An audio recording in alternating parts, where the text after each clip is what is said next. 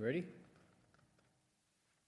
All right, call the meeting to order. Roads Advisory Committee meeting for August 26, 2026. So we'll do a little roll call.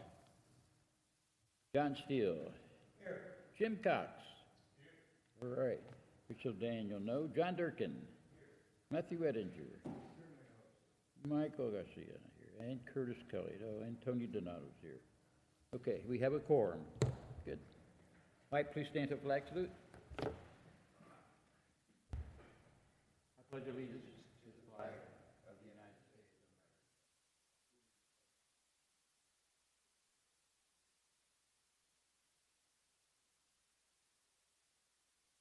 of America. Yep.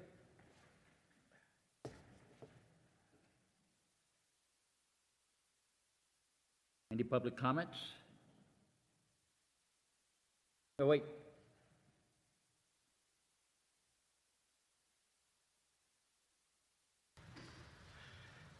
Bruce Thomas, Panchoy Place, La Habra Heights.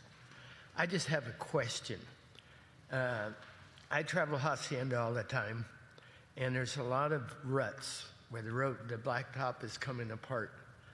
Would it be feasible, economically correct, to fill those in with tar or whatever it may be, versus just leaving them like they are, particularly with the wet weather coming up like it is? I have no idea. It's a question that saving the blacktop, saving the road, whether it be worthwhile or not, just out of curiosity. Thank you. Yeah, it should be. In fact, the public works should be able to do that, shouldn't they, referee?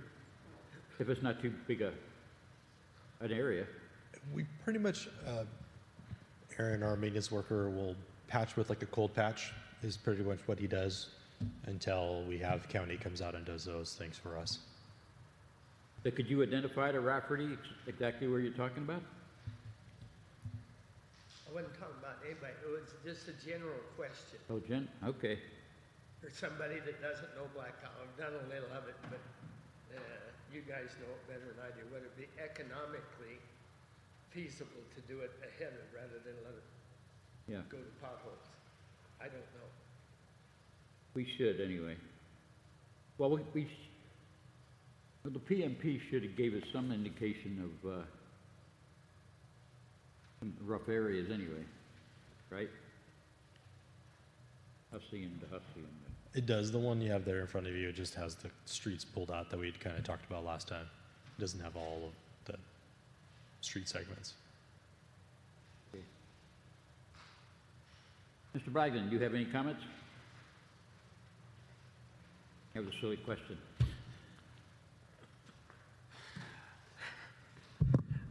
Stephen Blagden, Citron Road.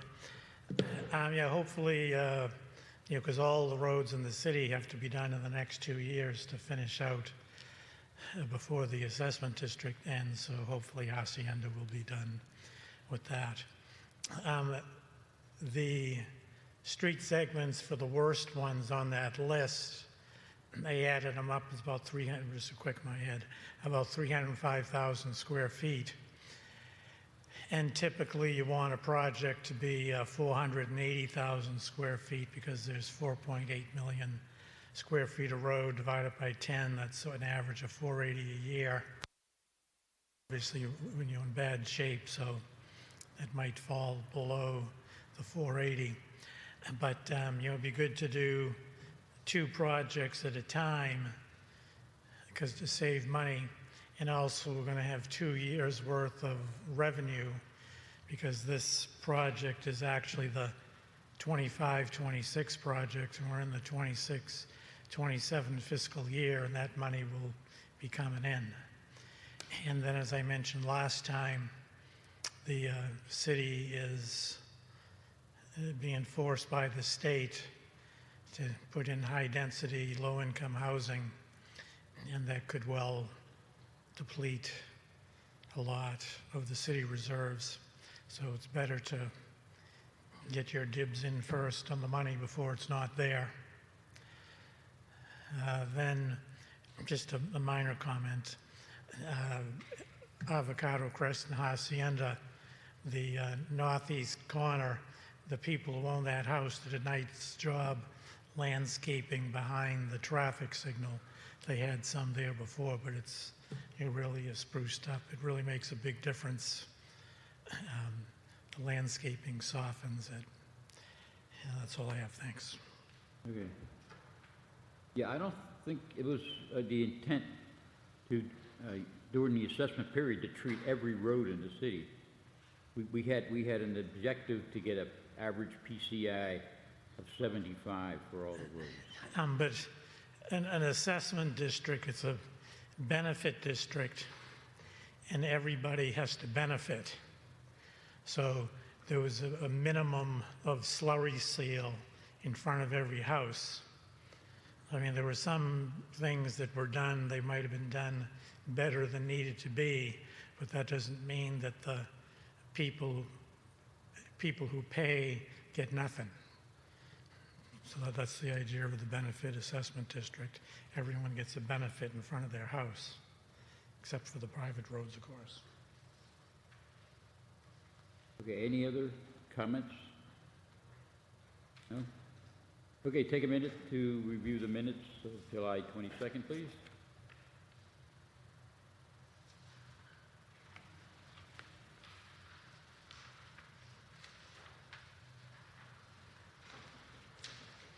Do I have a motion to accept?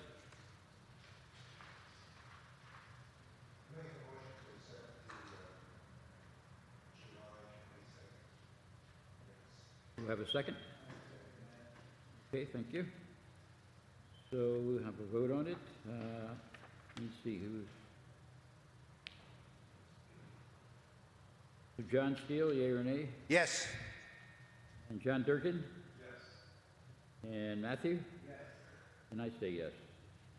You were not here, Jim, so you cannot vote, so. Okay. The administrative items. The next street project. So we have, last meeting we identified 19 roads recommended to City Council. They should be included in our next project as having a poor PCI rating. And has the City Council accepted that recommendation? Yes, we took it to the last city council meeting. The committee's recommendation to work on the street segments that have like the lowest PCI rating. So kind of get the streets that have the lowest, the worst condition done now as part of that. So council did go through, looked at it, agreed that that was a good decision, good way to move forward with it. So they said, yes, please move forward. So what we're planning to do is this project will be the 25, 26, 26, 27 project. So we'll work on the design so we can construct in our next budget cycle for that. So what we did for the street segments is I went through and attached to the staff report is the list of the street segments. So kind of pulled out the ones that we had highlighted with some of the worst road segments on it, pulled out those with the PCI ratings because some work has happened here and there along some of those sections of street over the years. So some have better ratings than others. So we can kind of start narrowing it down to where we should be focusing our scope of work on. Sat down with city engineer last week and kind of went through what we've been discussing at the roads, what you guys have been discussing, the thought process behind doing the lowest PCI streets. He thought that was a good idea as well. Said if we start focusing in on the areas we want to do and develop our scope of work, then we can get the proposal to do the design and get council authorization for the design work. So it's kind of hoping that we could spend a little bit of time tonight looking at street segments and see if we want to look at how we would like to tackle those lowest PCI ones and look at it. I kind of went through and pulled out of this list some of the lowest PCI segments,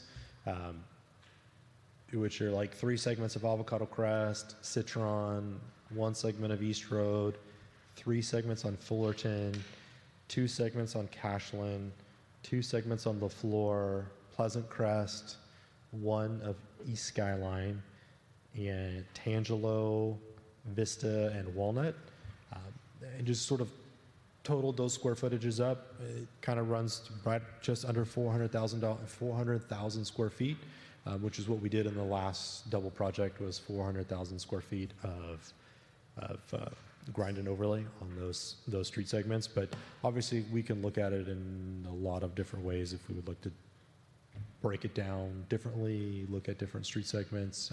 Obviously, here to sort of have that discussion with the committee so we can start narrowing how we want to do it, and we can develop our scope of work, and then also look at what else may need to be done if there's any drainage issues that we may need to take care of during this project. If we do a section of LaFleur, there's an area there that the edge of the roadway has always been notoriously has some sloughing on it. So city engineer, myself, kind of looked at that street segment and looking at we may need to sort of reconstruct that edge of the roadway and also tilt it up a little bit. When we had the big rains a few years back, there was sloughing from the hillside above that then kicked the water over and across and eroded a section of that roadway down, which has since been like refilled and eroded again because there was still a little bit of mud in the roadway kicking the water across. So our idea was to maybe work on that section of LaFleur to lift it up a little bit so we can keep the water on the other side of the street to get it down to where the drain actually is so we don't run into that similar issue there. So there's some projects we could look at as part of the scope of work where it may be a little more work. We're making some drainage repairs as we go through them.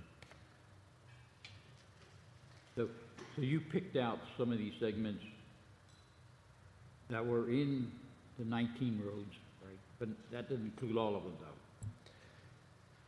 Not all of the, I mean, pretty much touched on almost all of the streets, but not like the full streets, like from beginning to end. Looking at the worst just working at like the lowest PCI, so kind of anything that was like 60, just above 60 and below was kind of what I went through and just looked at like straight lowest PCI and pulled those square footages, and that's where you kind of come to just shy of 400,000 square feet. I went back and looked at the overall PCI list they gave us, and he had, even though some of the PCIs are not rated poor, he had a lot of overlay requirements, or not requirements, but work history type. Is that's passed? Those were like treatments that have been done in the past. Right. That's listed on that PCI rating schedule. Because he didn't have any recommendations of any of these roads, what to do. Not yet. I've been giving him some information and then also sort of threw him a curveball saying this project we're going to do a little differently. So he's recalculating some of his stuff right now to accommodate the change in the project pattern that we've done historically. When is he ever going to give us a full PMP? Hopefully in a couple of weeks. I got him all of his information he needs now, and he's readjusting kind of based off of what we looked at low PCI in the piece to sort of cover it, since it's a little different than we normally do. But we don't need that to continue and do what we have to do. No, because we know the conditions of the roadways, and we can typically base it off of that. I mean, a lot of times we will take that recommendation and work off of it, but as we've kind of found, sometimes it's better to take those recommendations, look at it, and or adjust to see what makes sense out there. Yeah, you mentioned LaFleur. I know that was in bad shape, and Vista was also, got some residents complained about that being in pretty bad shape, that one section of it. Yeah, especially at the loop end of Vista. So if you go to the very east end of Vista Road, it makes a loop around kind of where Pine Edge is. Especially that loop section of Vista is in pretty rough shape. On here, it's down to a 53. So it's pretty low on the PCI rating over there. It's been historically going downhill pretty quick on the loop end of Vista Road. Some of the other parts coming off of Harbor aren't as bad as the loop end, but the loop end is in pretty rough shape.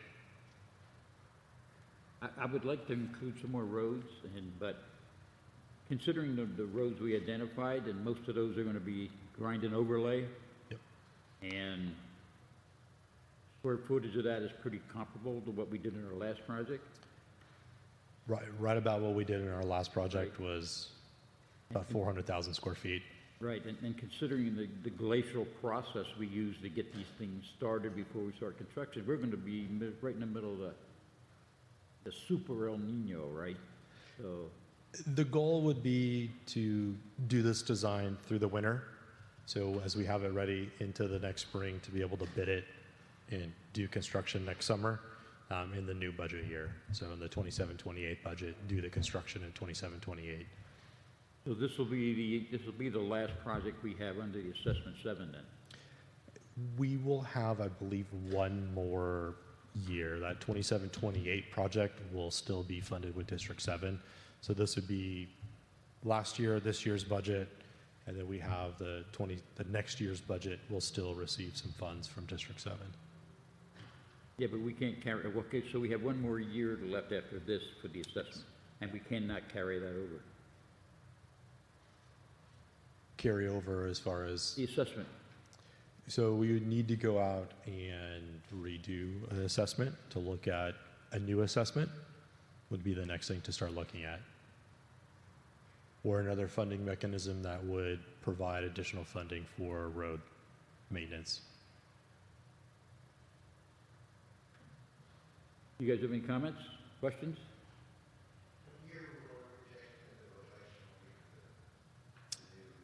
It would be in 2028. We can do it early, so we could go in and do it a little bit ahead of it and have it ready to go after that District 7 ends and move right into the new assessment. So a couple of council members have some interest in maybe trying to start the process a little earlier than right ahead of when it needs to be done to give us a little bit of time to get some information out, provide some details, and start the process. So, there's engineering reports that need to be done. There's some work that has to happen as part of just the regular benefit assessment district process. Is the city council amenable to doing another assessment? They seem to be amenable to going for another assessment. I have my doubts that the citizens are ready to approve one, though, Yeah. considering the economy. I had a question. Some things that have come up, like in talking to some people, is that things have changed. When we did the District 7, like we didn't allow ADUs, so basically everything is based off of properties and one dwelling units. Some people think that like we should have a mechanism in a new district that accounts for people that have accessory dwelling units, so ADUs and other mechanisms like that, to have a cost associated with another dwelling units, another group of people coming and going, more population. So there's some thoughts about things like Yeah. that.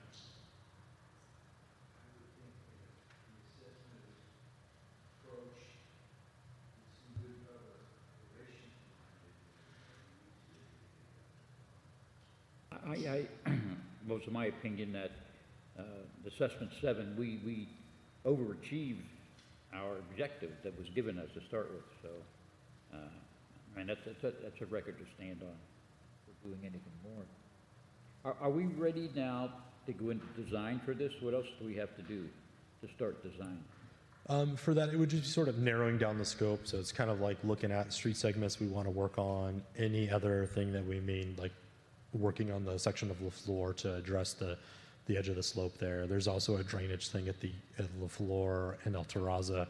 If we're working in that street segment that I'd like to adjust to make sure the water flows correctly to the drain, there's a little bit of ponding that happens over there. If we do a segment on East Road, there's a little bit of ponding that happens over there as well, and some of those areas. I think looking a little deeper into the ones we want to work on is something we should consider, and not just looking at straight lowest PCI. Like, I just went through and pulled lowest PCI when I was trying to figure out what is the square footage of just looking at that, but looking a little more holistically at like Vista.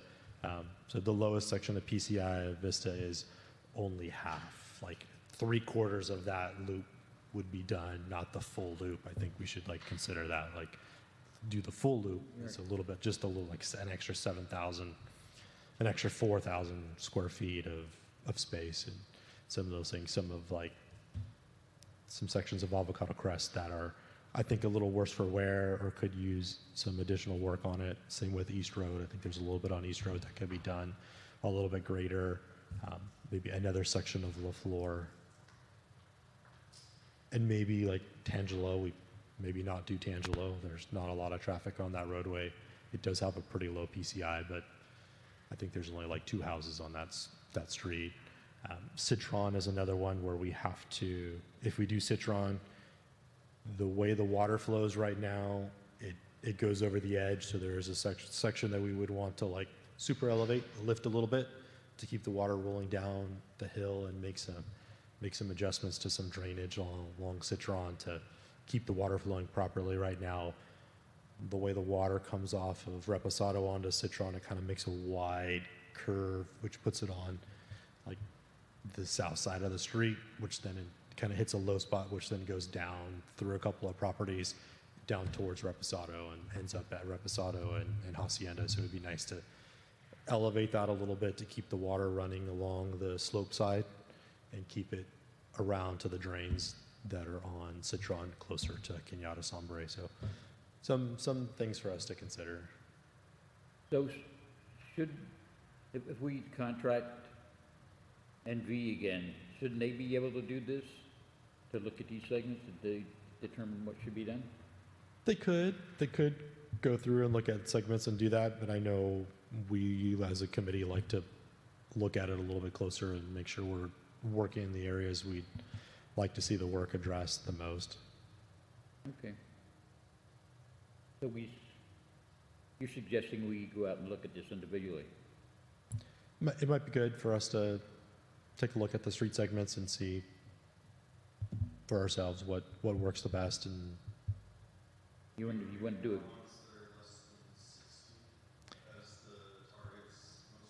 yeah, I kind of pulled the ones off the list that were like less than 60. There are a couple there that are like 61, 62 that are, from what I know of those street segments, are majority of it is in pretty rough shape and could use some work to it. What about like contiguity of the, like when you have like a little segment and it's bad, but then the one next to it is kind of okay, like does this present a problem for planning when they're just addressing a very small piece? Is there like a sort of, you just go ahead and do the adjacent segments because you have all the trucks there doing it? It's one of those things for us to weigh on, like if we would like to, instead of moving around hopscotching a little bit, doing just one segment, we would probably do less on other roads.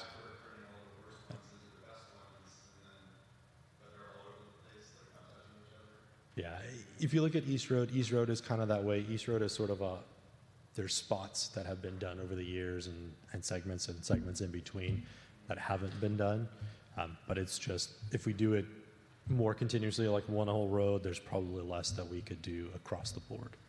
Maybe focusing more on a couple of streets, a couple of areas versus looking at the majority of the low PCI. How do we get to the point where, so we have a big list, right? And we, I guess, we or you in combination have narrowed down a pretty particular list. And then when we send that to contractors as a bid, and then do they come back and say, well, probably we shouldn't really do that one, right? Like, is it sticking how It'd be designed, so we, kind of us figuring out if we want to like hopscotch it along or do a longer piece would be probably a decision for us, like the committee and myself to make. Then we'd give that scope of work to the design team. So then have the design team look at it and make some adjustments and come back with a recommendation and then prepare the construction plans from there.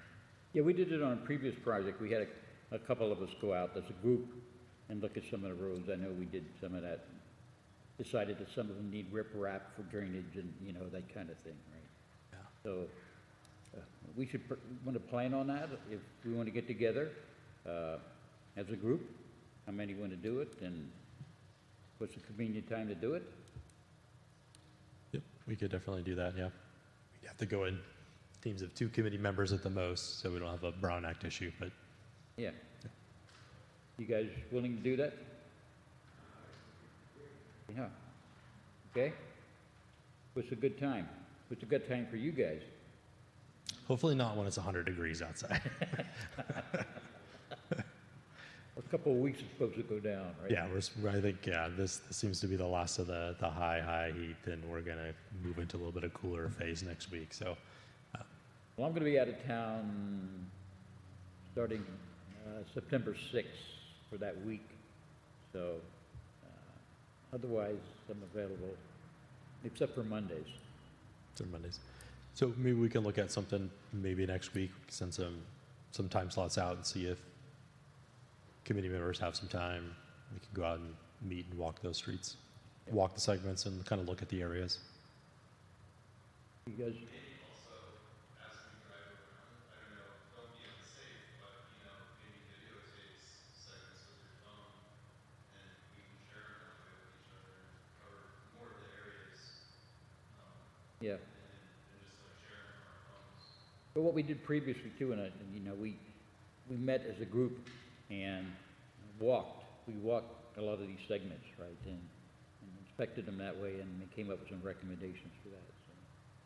So, and then in that last project, Rafferty and I walked East Road and Lamont and some of those other ones, right? Have a We- couple of questions. We made some changes on the fly in the last Yeah. project, especially along East Road. We were supposed to repave a small section full street width, and we ended up doing one lane from Tuman to Coban, because it runs along the drainage channel, so it's always been notorious. A lot of potholes, a lot of erosion, a lot of issues along there. So we adjusted to do that whole strip. So we ended up doing slightly more square footage because that segment needed it. So those were a couple of changes we made on the fly as part of the project this last time.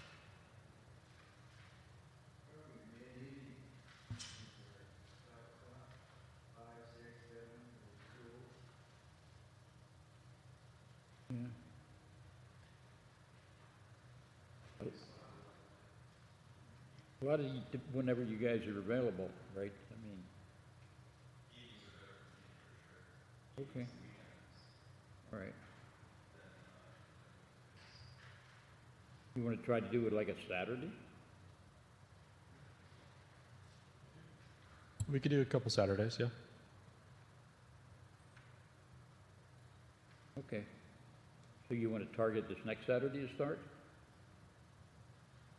Yeah. Yes. Okay. In the evening, say, what, 5-ish? 5. Good?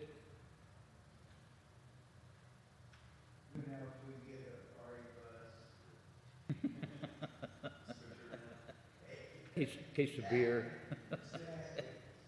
Case of beer. We can send some stuff out so we can try to coordinate something. Yeah. All right, it's mostly your convenience too, of, you know, when you guys are available to do it. Because I think Grace with us one time too. So. A lot of times when we've walked it, Grace will walk it with us, so we can see what her availability may be to join. Okay. So you can send an email out to us sometime this week or next week. Yeah, we'll get something out to you guys tomorrow and see if we can coordinate something. Sounds like a plan. Any other comments, questions about this project? No. Okay. Guardrails. Still. Good news on guardrails. We had an issue with them thinking we've received lots and lots and lots and lots of money from the feds, which we've been promised lots of money from the feds, but we haven't seen any of that money from the feds. So we were able to take care of that. I signed the paperwork for them, so they're in their final phases of reviewing at Caltrans. So hopefully we'll get our E76, which is our approval, here pretty quick. So worked out all the issues and things that they had, and hopefully we'll be able to get it squared away. So we can put that one out to bid. Okay. Just curious, how are the places where we end up placing guardrails or have them, how's it determined? So that one, we went back and actually Gerald, our city engineer, looked at all of the guardrails in the areas that we had as part of the the scope of work for the grant. And then he sort of looked at the ones that needed the most work, ones that would be a little more costly to replace, and those are the ones. We have designed for all of the segments that are in the scope of work areas that we have, and then there's a list. We have like a list we put together of the segments we want to go out to bid and replace, that we feel like we have enough funding to be able to do that work and make this replacement. So that'll be what we bid first, and then the other ones will have approved plans. So having the approved plans for the guardrail replacement makes it a little bit easier to replace in the future. It's harder without plans. Like the county will do guardrail work, but they want to do it off of a plan. And so having the plans, we'll be able to bid other ones as we go in the future a little bit easier. Because it's hard to find guardrail companies. There's only a couple of them that do the guardrail work anymore. There's just so much risk and litigation around guardrails. See somebody on TikTok who goes around and looks at them and is like, this was totally installed wrong. Yep. And this will kill someone. And it's like, wow. Yeah. They're more complicated than people. And it's ever changing. It's always evolving. So the guardrails evolve, and so. Okay. Future funding, we talked about this already. We kind of talked about it. We'll formulate some more ideas and things about that and the districts and timelines and things right now, and we'll bring that back to you guys here at the future to kind of look at when District 7 will be ending, the last time for tax rolls, last time it comes in, and when we maybe should be looking at, if we go for another district, benefit assessment district, when we should be starting that process. And we should try to do as much as we can with this next project, right? Yeah. I don't have too much confidence, as I said earlier, about getting another assessment. So. Okay.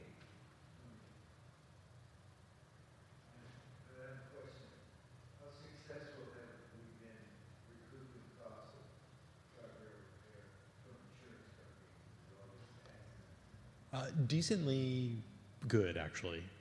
We have been working with our insurance company, JPIA, and they've been assisting us with collecting through the insurance companies. We've had a couple that are, they hit and they go. We have no report, so like no donor, as we like to say, for those ones. But for the most part, we've been doing pretty good about actually recovering the cost for guardrails. When the sheriffs are great about taking reports and getting information and getting us those reports quickly, so we can then go to the insurance company and go after the insurance for the driver that hits the guardrail. Like right now, the flashing beacon at the signal, move to the signal, that one got hit. So the flashing beacons lasted 7 months. At our new signal, yeah. They got taken out a couple weeks ago. Well, one other thing near and dear to Matt's heart here is for this project, even during our walk around, we should identify some areas where the residents have to clear the roads and identify it as such, right? Specifically for this project. This is one of the things council asked us to do. So once we have defined our work areas, we will be going to those property owners and working with them to remove the dirt out of the roadway. If not, looking at the way to charge those property owners for that work. Well, we got to give them enough lead time, right? So. Yeah. So that's why if we start in, like once we have the scope of work and we know where we're going to work and begin the design phase, that's when we'll start going out and talking to those property owners and doing that aspect. So we'll be heading down that road of getting the owners to remove some dirt from the roadway. Okay.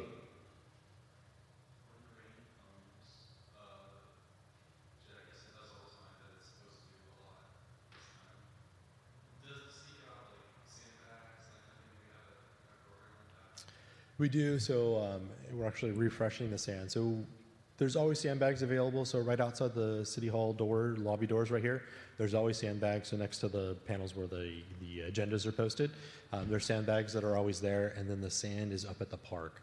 So in the lower parking lot of the park, there's like a dirt trailer area at the end of it. There's sand always available there at the park. So we're gearing up for that right now. So we have a new order for fresh sand in, more sandbags, and there are a couple of options for filling sandbags there. There's an Eagle Scout who did a project for a sandbag filler. That's always there at the park, kind of help make it a little easier to fill sandbags. Well, last year, did we have a, what would you call it, a little, We did a CERT training Yeah. last year with Team Rubicon at the park, and they had a couple of experts that came in and talked about the proper way to fill sandbags and to stack sandbags. And right, they had some different ways to do it than we've probably done it in the past. Not overfill sandbags, so no more than half full on the sandbag. You don't want, like, they call them Tootsie Rolls, big bloated sandbags, because then they're not going to stack and seal nicely. And they also didn't like waste their time tying the sandbags. They would leave them open, and as they place the sandbags, they would place the flap on the next sandbag. So when you place the other one on there, it locks them together. Was one way that the instructors showed us how to do, which makes it a little bit stronger, ties them together by sort of interlocking the flap of the sandbag that would normally be tied with the sandbag next to it. Yeah. it's a whole art and science about it. There is, we're actually working, so right now we're working on a workshop for October 3rd, just waiting to finalize the date from some meteorologists. So we're going to look at potentially like an El Nino workshop, preparedness workshop for October 3rd. One of our council members works for SEE, so one of the meteorologists, because they have their own team of meteorologists at Edison, has volunteered to come in and do a presentation on like the science and the meteorology behind El Nino. So we're working on that one, which we will do in partnership with Firewatch and the fire department, and have a little bit of preparedness tips and things to go along with that one. So we're just finalizing the date for it, and we'll start putting out some more information about it. But sandbags and sandbagging will be one that we kind of discuss at that workshop. I thought I read somewhere that the target period for this El Nino is like November to January. That's, Yeah, it's been adjusting. It's kind of all over the place. It's been moving around. So, yeah, we don't know if it's going to be more northern, more southern, more inland, coastal. yeah, We did hit, like, I think the other day in the news they were saying like the warmest ocean temperature that's like ever been recorded has been hit. So it's, there'll be a lot of water. yeah.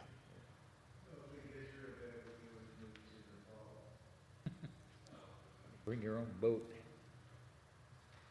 Okay. Avocado Crest traffic signal. So Avocado Crest traffic signal. I have a question for the committee. So we have talked about southbound Hacienda, the left turn onto Avocado Crest.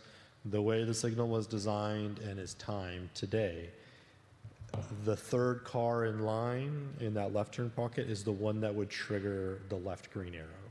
So it doesn't happen if there's one car or two car in the left turn pocket turning onto Avocado Crest, it doesn't trigger the system to have a green arrow. If we want to adjust that, we have looked at it and gone back through. We do not have to rework the timing. We don't have to do Iteris is the company with the cameras that do it. We can make the adjustment with our traffic signal maintenance company to adjust the location of where it is to the first car. So that way, if there is a car sitting in the left turn pocket, it would trigger the left turn arrow. It does come with a downside. When it triggers that left turn arrow, the more it does that, the more the northbound traffic would get backed up. So as you're going up the hill, it will theoretically shorten the time. That signal doesn't run as long. I think so. That's why when the original timing was done, it was the third car to trigger it. So those two, north and south, are at like an equal timing. So then the northern traffic going up the hill has the same amount of time as the southern traffic coming down the hill. But if we make that adjustment, then theoretically the northbound traffic that's going up the hill will have a slightly shorter time period for the green light. So that may cause a little additional backup. Does it have a cooldown feature? Like, so it's triggered, one car came, triggered it, but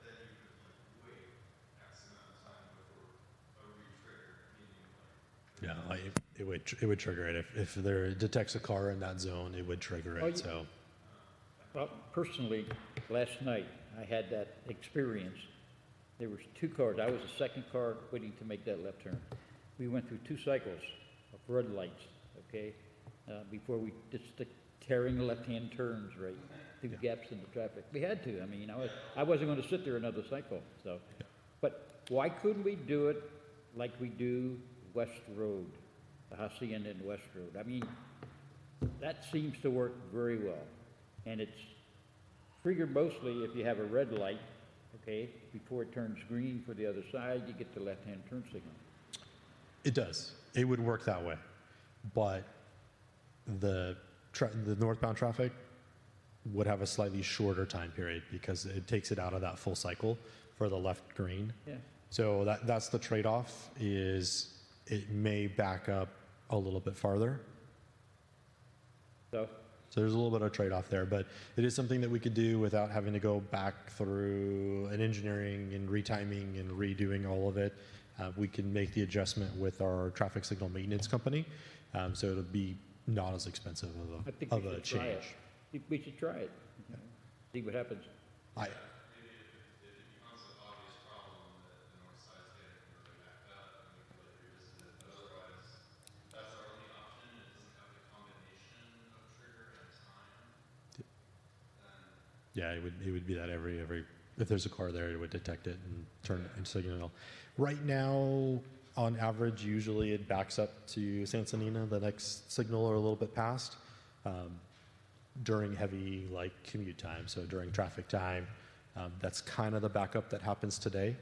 Kind of backs up. have like one trigger that works during this time frame, and then another trigger that works during the busy times. No, we would have to go back and redo all the timing, which would be costly to do it that way. What are we going to do about the flashing beacon that's no longer there? The poles has been ordered, so we're waiting for the pole to come in. There is a donor for that one, so there's an insurance company for that one. So pole is on order, and the solar panel to the flashing beacon was damaged as part of it, but the actual flashing beacon is still okay. So it'll take a couple of weeks for the pole to come in, and then we'll put the beacon back up. I was told somebody took that out.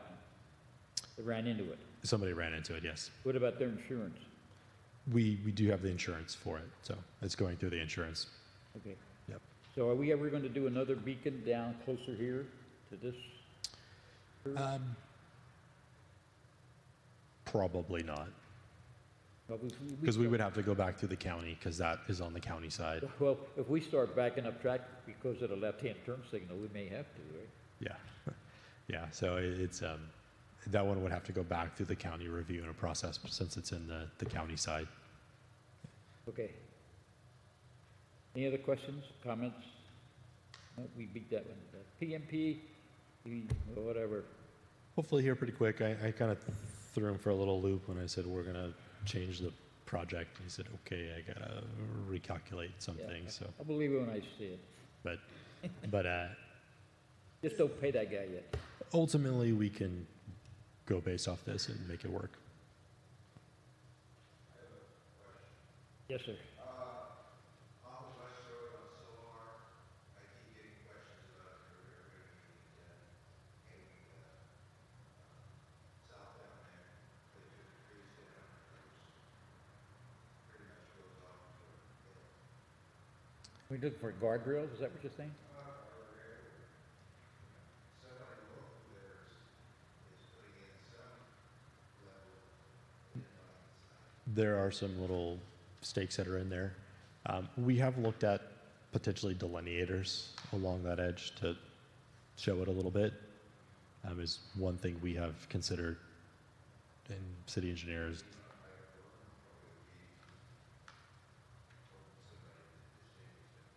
Yeah.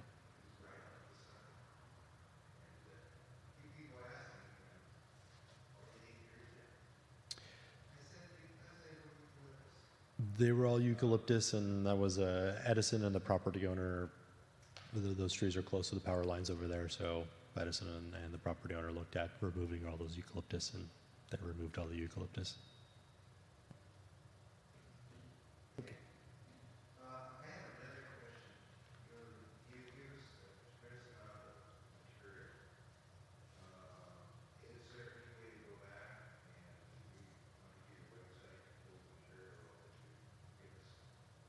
Yes, so if you go to the agendas and minutes page on the city website, on there, all of our meetings are there. So when you just scroll down to whatever date you're looking for our meetings, it'll list it out as Roads Advisory Committee. And on it, when you go across, there's a little blue button that'll say Agenda, Video, or MP3. If you click on the Agenda button, all of these packets are there.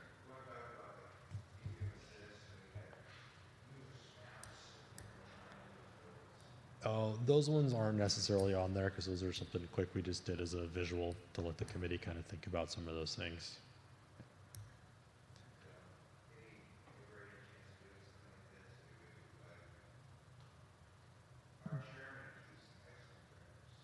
I collect all this stuff. I got a file cabinet in my garage of every piece of paper.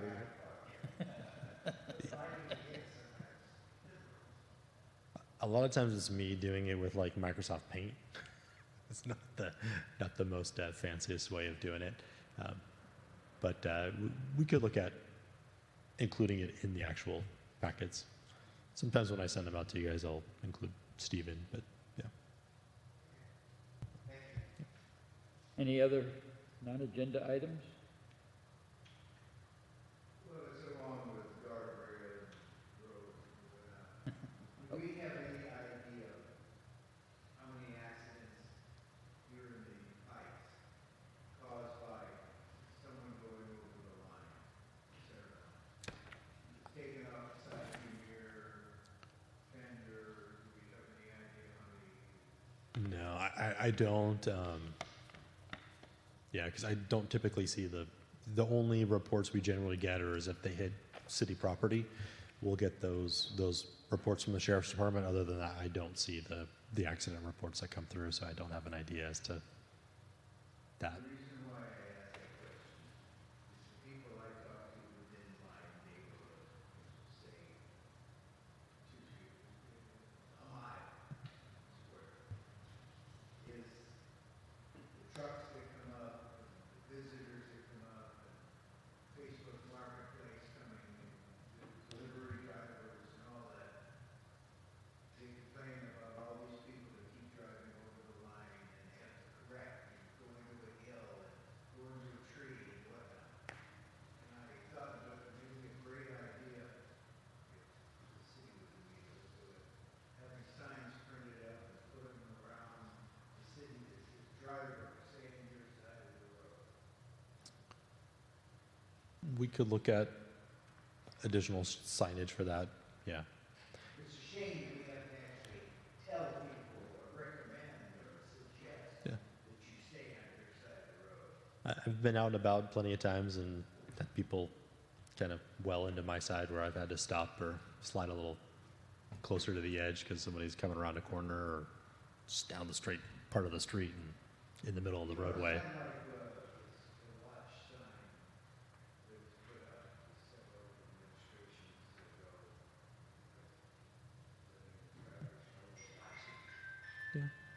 Yeah, but a lot of our roads don't have a center stripe either. Yeah, adding a center stripe really helps because, You have a search right now? Yeah. yeah, Hey, you better, we did. Slow down on the Rosa Road? No. There is no stripe. No stripe? No. I like to play chicken. There is a minimum width that the road has to be able to have the center stripe. So not all of our roads meet that minimum for center stripe.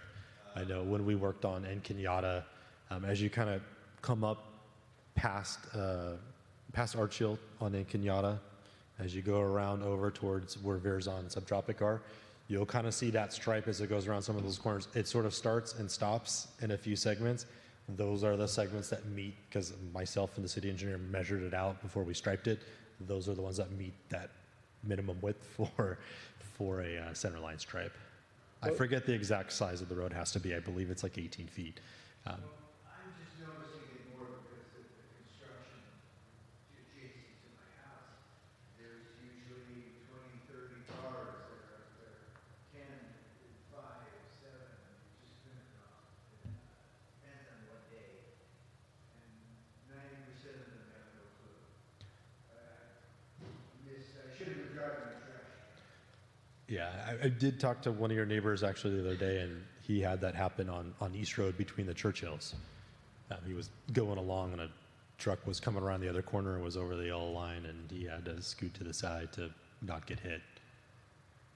That's the biggest complaint in my neighborhood, and I'm sure it's all throughout. Okay, so you'll send us out something about Saturday getting together and so forth? Yep, we'll see if we can't get a group together for, we'll look at a couple of Saturdays Right, and space it out all right. so we can hit it up before the next meeting. And then the next meeting will be September 23rd, 6:30. Okay, thank you. Meeting's adjourned.